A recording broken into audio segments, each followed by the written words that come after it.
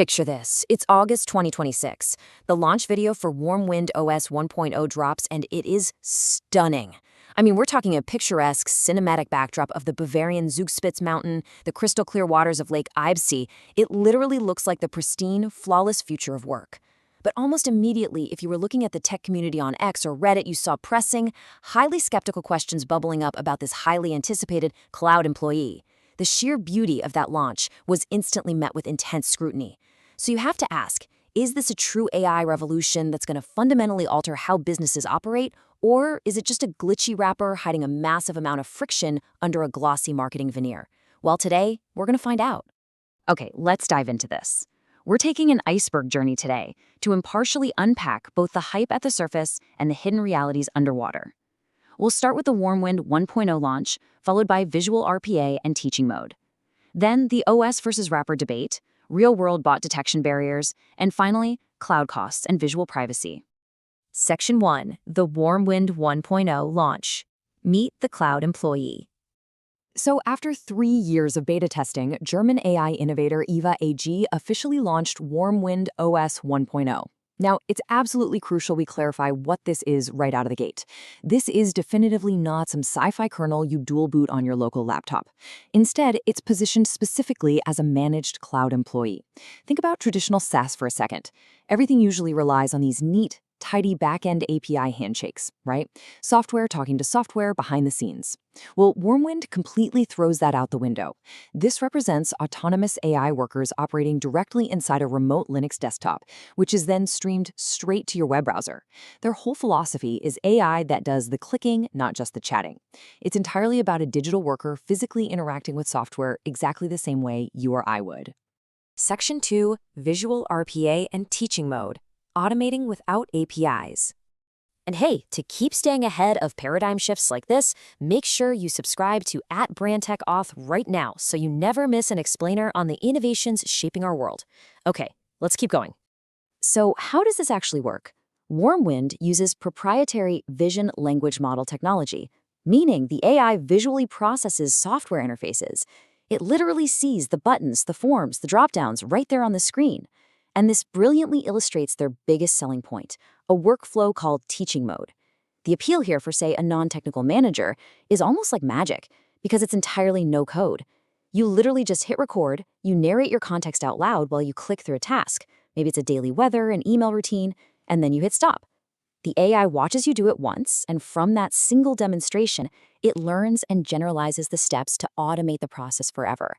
You're essentially training it exactly the same way you train a brand new intern, sitting right next to you at your desk.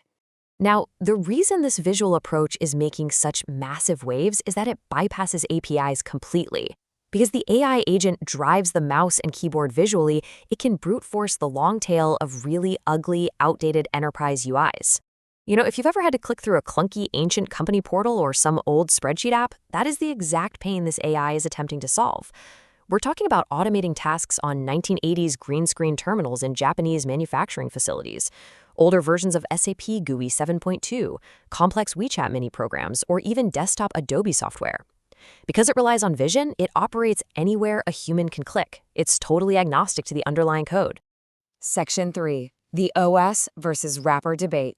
Categorization, controversy. Now, let's pivot below the surface of our iceberg and get into the intense tech community skepticism. As soon as this launched, a highly divided reaction erupted over EVA AG using the label operating system. The tech community instantly split into two camps. Now, what's really interesting about this slide is the contrast. On one side, purists argue it's essentially just a SaaS wrapper. They point out you're just looking through a browser viewing window, getting a VNC GUI stream, which is basically just watching a live video feed of another computer. Critics argue that makes it a web app facade, not a true OS. But on the flip side, EVA AG defends the OS title by pointing to their server side. They emphasize they're running a custom Linux backend optimized with a proprietary automation runtime across independent cloud instances. In their view, it's a deep vertical stock, absolutely not just a ChatGPT skin slapped over a browser. Ultimately, the company intentionally chose OS to give WarmWind the conceptual gravity it deserves. They freely admit, it's not a traditional general-purpose operating system for your laptop like Windows or Mac OS. Instead, they argue it is a foundational platform for autonomous digital labor, and that positioning matters deeply to how businesses buy software. By calling it an OS, it normalizes the idea of a 24/7 digital worker running continuously in the background.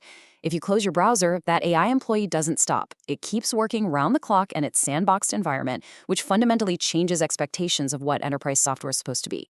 Section 4. Real-world bot detection barriers. The CAPTCHA trap. Okay, let's plunge even deeper below the waterline here to address the unaddressed gaps. This is where we find the severe friction between the dream of visual automation and the very harsh reality of real-world web security. It brings up the sharpest question, stress testing that pristine launch demo.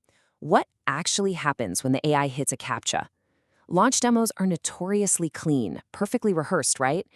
But imagine your cloud employees processing a critical payroll run at 2 a.m. and suddenly the website layout changes, or it throws up a complex error modal asking to identify all the traffic lights in a grid. Viewers rightly want to know, can the AI's learned skills generalize in those unpredictable moments? Builders on X, like @Seberg, were super quick to point out this CAPTCHA trap. The reality is, automated browsers constantly trip CAPTCHAs. They run into strict website terms of service block lists, and they trigger aggressive rate limiting. And since WarmWind hasn't published a detailed anti-detection playbook, independent AI workers will likely hit brick walls constantly when navigating consumer sites. To function reliably outside of really predictable internal legacy apps, this tech heavily relies on a human-in-the-loop fallback to solve unexpected roadblocks. But honestly, that begs a totally different question. If a human has to constantly monitor the bot to solve CAPTCHAs or reset a broken workflow, is it really saving the company any time? That is a massive hidden reality here. Section 5. Cloud costs and visual privacy. Hidden realities of scale. Let's move to and see how this builds when we look at the infrastructure needed to support these digital employees at scale. WarmWind has massive ambitions. They want to scale from a single digital worker up to 1,000 parallel workers for large enterprise clients. Just think about the weight of that. 1,000 parallel, fully autonomous agents. However, completely missing from the launch materials was any public pricing. This completely hidden enterprise compute hour pricing has left early adopters entirely in the dark. It's a total mystery what it actually costs a business to stand up and run a cloud workforce of this magnitude. So the crucial point regarding cost is this. Processing continuous vision language models while streaming virtual desktops creates astronomical cloud costs. Text-based AI is relatively cheap to run, but processing visual data, frame by frame, 24/7, that is computationally exhausting. Hosting thousands of 24/7 Wayland and VNC Linux instances requires immense power.